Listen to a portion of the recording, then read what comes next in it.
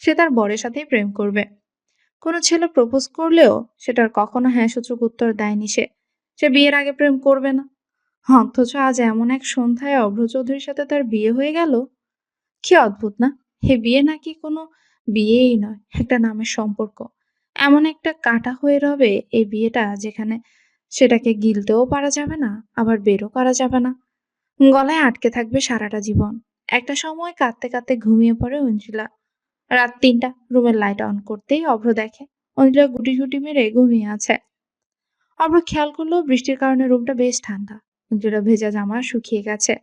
কাছে যেতে বুকে একটা মোচড় লাগলো। মেয়েটার চোখ মুখ ফুলে আছে। কাঁদতে কাঁদতে চোখের কাজল লেপটে গেছে। চোখের পানি শুকিয়ে গালে লেগে আছে। এমনটা তো অভ্রও চায়নি, কিন্তু রাগের বশে এমন কাজ করে ফেললো। বিয়ে হয়তো না করলেও হতো। তখন এতটা রাগ উঠেছিল যে ভালো মন্দের জ্ঞানটুকুও ছিল না। যাক, এখন যদি অঞ্জিলা তাকে সামাজিকভাবে বিয়ে না করতে চায়, তাহলে অভ্র তাকে জোর করবে না। এমনিতেও বিয়ে নামক সম্পর্কে নিজেকে সে জড়াতে চায় না। এখন শুধু সকালের অপেক্ষা। ঐন্দ্রিলাদের বাসায় সবাই বসে আছে। শরীফুল সাহেবেরও যেন চিন্তার শেষ নেই। মেয়েটা সারা রাত ফোন ধরেনি। একটা সময় পর ফোনটা বন্ধ দেখাচ্ছে। নীলাদ্রি যেখানে যেখানে অঞ্জির যাবার সম্ভাবনা রয়েছে সেখানে খোঁজ নিয়েছে। আয়শা চেম্বার থেকে সরাসরি পিউকে নিয়ে নিজের বাসায় আসে সে। পিউ এখানে সারা রাত ছিল। বদরুল সাহেব বসার রুমে শরীফুল সাহেবের সাথে বসা। শরীফুল সাহেবের বিপি এখন বেড়ে আছে। পিউ তাকে তেঁতুল পানি খাওয়াচ্ছে। মেয়ে তার অতি আদরের। কিছুতেই মেনে নিতে পারছেন না মেয়ের এভাবে নিখোঁজ হওয়াটা। ২৪ ঘন্টা না হওয়ায় কোনো পুলিশও রিপোর্ট করতে পারেনি। আর আজকালকার পুলিশ রিপোর্ট লেখাতে গেলে তার মেয়ের নামে যা তা কথা বলবে। মেয়েটার কি কোনো বিপদ হলো? আচ্ছা, আমার মেয়েটা বেঁচে আছে তো? শরীফুল সাহেবের এই কথা শুনে বদরুল সাহেব বলেন, এভাবে ভেঙে পড়লে হয় শরীফ ভাই? আপনি তো এত দুর্বল মানুষ নন। হঠাৎ তাহলে কি হয়েছে? ওই কিছু হয়নি? মেয়েটা হয়তো অনেক ঝামেলাতে আটকে গেছে। আমাদের মেয়েকে তো আমরা চিনি, ও অনেক ভালো মেয়ে, খুব দায়িত্ববান। নিশ্চয়ই কিছুতে আটকে গেছে। এদিকে নীলাদ্রির দিকে যেন তাকানোই যাচ্ছে না। মাথাটা দুহাত দিয়ে চেপে সোফায় বসে পড়ে। সারা রাত কম খোঁজাখুঁজি তো করেনি সে।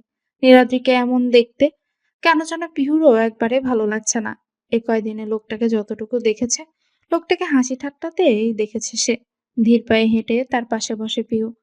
কাঁধে হাত দিয়ে শান্ত গলায় বলে, ওডি ঠিক চলে আসবে দেখবেন। কাল তো আবহাওয়া ভালো ছিল না, হয়তো কোথাও আটকে গেছে। আমি ভাই বলার যোগ্য নই, প্রিয়। নীলাদ্রির অসহায়ত্ব কোথাও যেন পিহুকেও নাড়িয়ে দিচ্ছে। কোথাও যেন একটা খারাপ লাগা কাজ করছে। আচ্ছা, এই খারাপ লাগাটা কি ছোঁয়াছে? তা না হলে নীলাদ্রি এভাবে ভেঙে পড়া দেখে পিহুর কেন খারাপ লাগছে? হঠাৎ খেয়াল করলো পিহু কেউ বেল বাজাচ্ছে। পিহু ছুটে যায় দরজা খুলতে।